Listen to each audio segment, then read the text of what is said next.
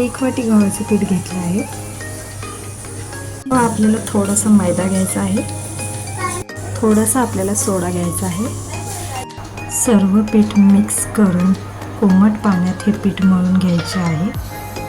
हे पीठ आपल्याला घट्ट असे मळून घ्यायचे आहे। 20 मिनिटानंतर आपण झाकून ठेवलेले पीठ आपले ओपन करायचे आहे। त्यानंतर या पिठाचे आपल्याला छोटे छोटे गोळे करून घ्यायचे आहे।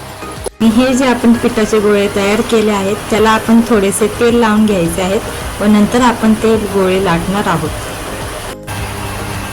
त्या पिठाच्या गोळ्याला आपण आता थोडेसे मैद्याचे पीठ लावले आहे कारण की ते खाली चिपकू नये म्हणून।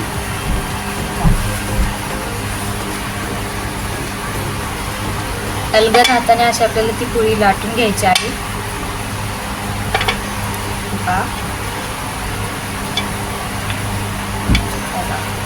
जास्त जाडी नाही जास्त पातळी नाही, अशी आपल्याला लाटून घ्यायची आहे व ही पुरी आपल्याला अशी एका साईडला ताटात ठेवून द्यायची आहे। आपण तयार केलेले पिठाचे गोळे लाटून झाले आहेत। आता हे आपण तेलामध्ये तळून घेणार आहोत। त्याचे गोळे आपले लाटून झाल्यावर आपण एका कढईत आता तेल तापत ठेवले आहे। ते चांगल्या प्रकारे तेल गरम करून घ्यायचे आहे। तेल तापले आहे, आता त्यात आपण आपली तयार केलेली पुरी टाकत आहोत।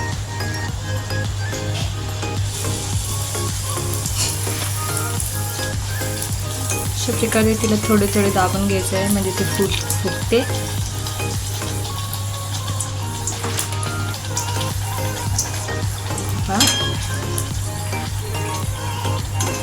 आपली पुरी फुगली आहे।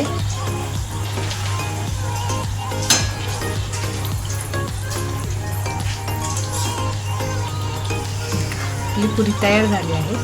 अशाच प्रकारे सर्व पुऱ्या आपण तळून घेणार आहोत।